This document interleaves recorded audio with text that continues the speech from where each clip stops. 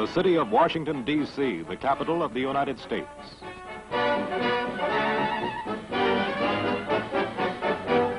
At its airport, a colorful crowd awaits to do honors to an important visitor from a faraway land, His Royal Highness Sardar-Mohammed-Daoud, Prime Minister of Afghanistan. Vice President Richard M. Nixon and Secretary of State John Foster Dulles, at the head of a delegation of government officials and members of the diplomatic corps, welcome the distinguished statesman on behalf of the American people. In the United States, at the invitation of President Dwight D. Eisenhower, Prince Daoud is accorded full military honors, including a 19-gun salute.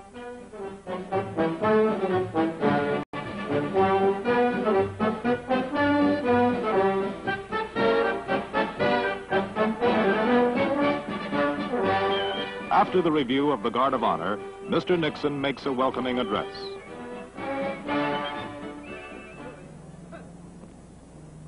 Your Royal Highness, it is my great honor and privilege to extend to you a welcome on behalf of the President of the United States and of the American people on the occasion of your visit to our nation's capital. May I say that this is particularly a personal pleasure for me, because I recall 5 years ago meeting you in your own country and the very gracious welcome that we received on that occasion. I came back with many impressions of Afghanistan, a land of superb and rugged beauty. But the major impression that I had was with regard to the spirit of your people, a spirit which through the centuries has meant that Afghanistan has been unconquered and unconquerable.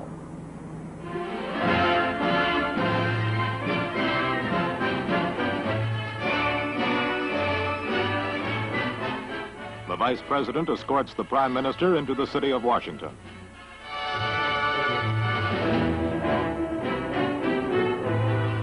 En route, the party glimpses the Abraham Lincoln Memorial to the 16th President of the United States.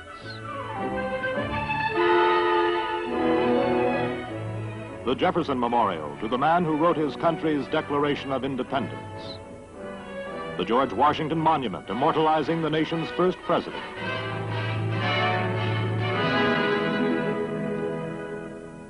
Across the street from the White House, official residence of the President of the United States, Blair House awaits the visitor from Afghanistan.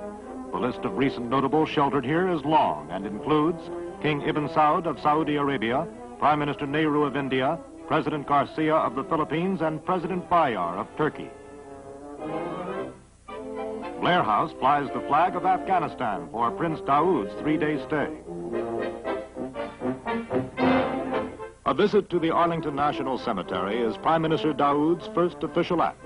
This is one of the most hallowed burial grounds in the United States, a final resting place for the country's war dead, heroes who gave, in Lincoln's words, the last full measure of devotion.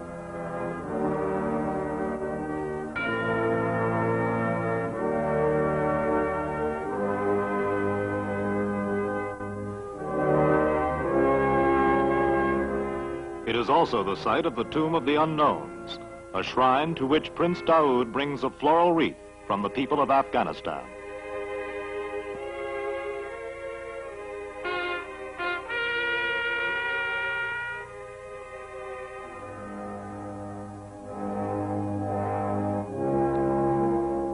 The Prime Minister of Afghanistan proves a tireless traveler. Only a few of his many and varied activities can be shown in this film. Here, beautiful Mount Vernon, private home of the first President of the United States who took office in 1789. Washington, called the father of his country, is entombed amid the scenes he knew as a practicing farmer, and his tomb is another hallowed shrine. Prince Daoud brings a wreath of honor in the name of his country, a fitting tribute, for Washington was a great leader of men, men like the brave men of Afghanistan who fought and suffered for their independence. George Washington finally led his country in the successful revolution through which it became an independent nation, making its own laws and trusting in God for guidance and protection.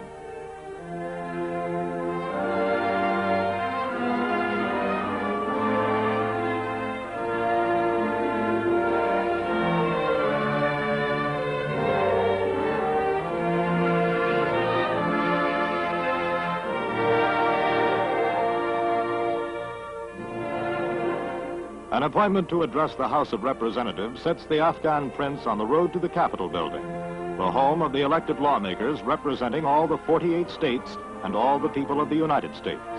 It is an historic occasion. He receives a standing ovation all the way to the rostrum from which he addresses the Congress.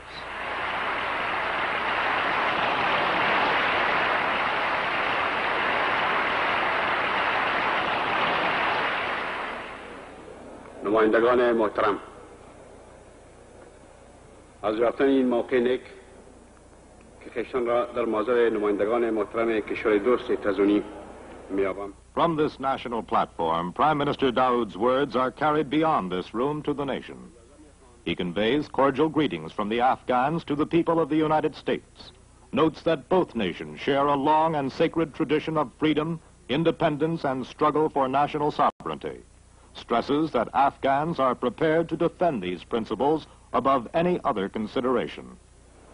شناسایی کامل مردم افغانستان با اصل‌هایی که پایه موجودیت کشور تزونی. He expresses his hope and conviction that through mutual respect for these principles, Afghans and Americans may strengthen and expand existing bonds of friendship, and working together with all other nations which respect freedom may help to achieve world peace, security, and better living conditions for men everywhere. Royal Highness's heavy schedule is the White House for the first of several warm and friendly talks with the 34th President of the United States, Dwight D. Eisenhower.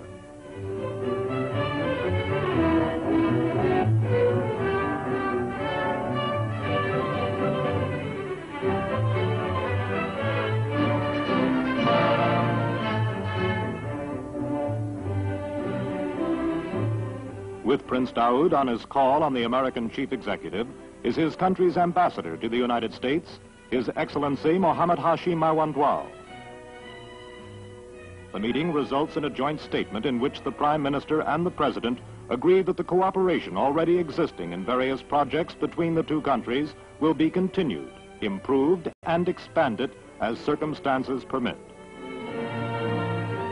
Secretary of State Dulles escorts the Prime Minister to the State Department for the signing of an Afghanistan-United States cultural agreement, a pact designed to encourage mutual understanding of the intellectual, artistic, scientific, and social lives of the peoples of the two countries. Also to facilitate the interchange between the United States and Afghanistan of prominent citizens, specialists, teachers, students, and other qualified individuals from all walks of life.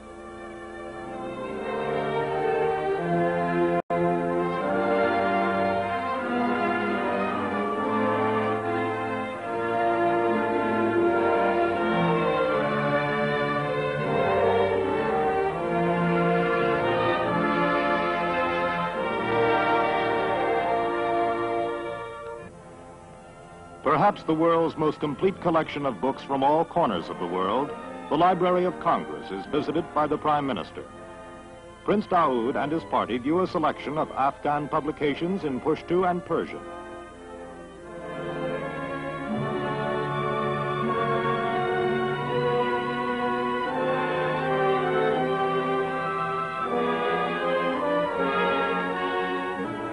At the National Press Club, newsmen gather to hear and to question Prince Daoud. These men will report his words to the world.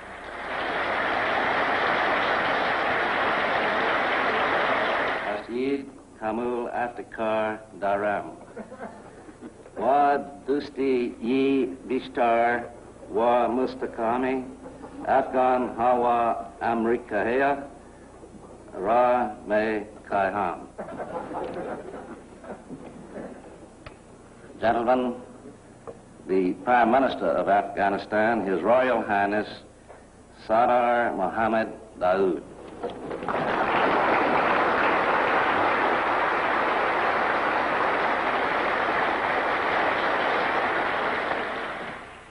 دوستان محترم، آرزومندم با مناسبت آن که امروز خویشتن را در میان شما می‌یابم بهترین مراتب مسرت خود را اظهار نمایم. یافتن فرصت برای ملاقات با اعضای مؤسسه‌ای که مساعیشان به پیمانه ملی و بین المللی To this audience, the Prime Minister elaborates the themes he has already stated in the House of Representatives. He emphasizes that the national aim of the Afghan people is the reconstruction and development of their country, economic, social, cultural.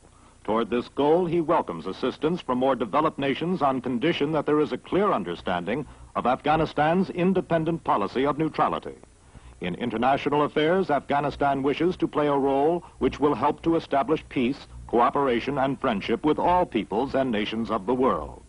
He notes that there have been certain misinterpretations about Afghanistan by certain sections of the press in some countries, and he appeals to the press to report conditions more accurately and correctly in the future. To this end, he offers the active cooperation of the Afghan government. After his address, Prince Daoud generously submitted to questions by members of this international corps of news correspondents. اجازه بدهید یک بار دیگر از مهمان دوستی و روحیه دوستانه‌ای که امروز من و همراهان من از طرف شما استقبال شده اظهار. An embassy in Washington is host at a reception for Prince Daoud given by Ambassador Mawandwal. More than 800 dignitaries, officials, and diplomats exchange greetings with the Prime Minister.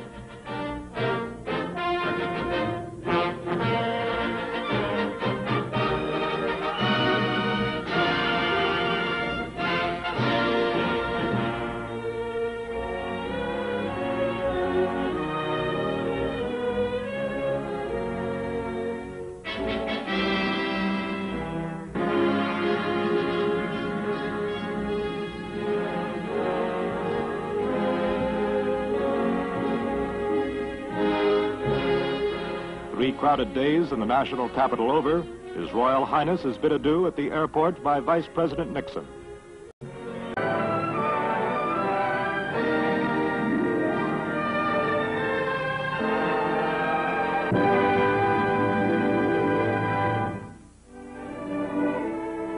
Laramie, the site of the University of Wyoming, is of special interest. The university is training a number of Afghan students who are on hand to welcome their Prime Minister. Under an Afghan-United States technical cooperation agreement, the school has sent 53 American educators and their families to Afghanistan. Showing Prince Daoud through the university is its president, Dr. G.D. Humphrey, who tells the prince how he has improved American crops by means of plants introduced from Afghanistan.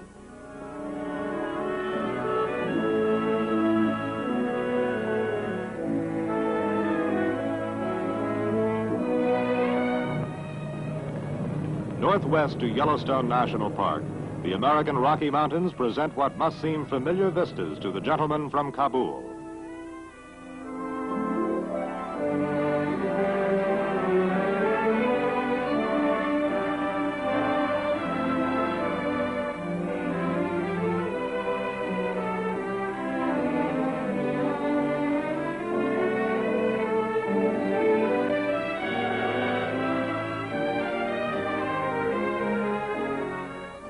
(3,472 square miles of natural wonder. In New York, His Royal Highness concludes his official visit with a final busy round of activities.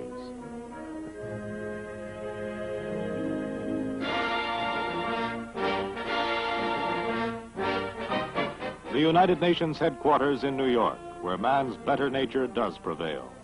Here a welcoming committee receives the Prime Minister and escorts him to a meeting with Secretary General Dag Hammarskjöld. An international assembly place where dedicated representatives from many of the 81 member states labor together for peace and security.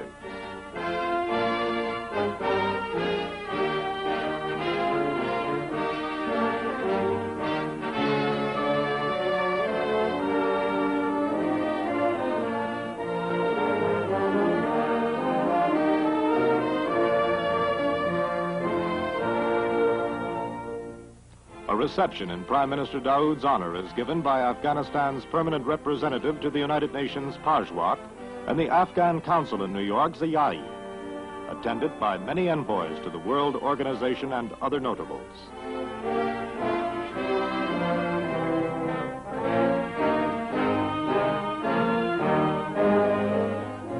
Prince Daoud's residence while in New York is the world-famous Waldorf Astoria Hotel. From New York, His Royal Highness says farewell to his old and his many new friends in America. در این موقعی که مسافرت حسنیت ما در امریکا به پایان رسیده و به سوی وطن برمیگردیم، میخواهم تشکرات قلبی خود را به حکومت و مردم امریکا تقدیم کنم. در مدت مسافرت در مختلف ایالات امریکا از مهمان دوستی و صمیمیتی که مشاهده کردیم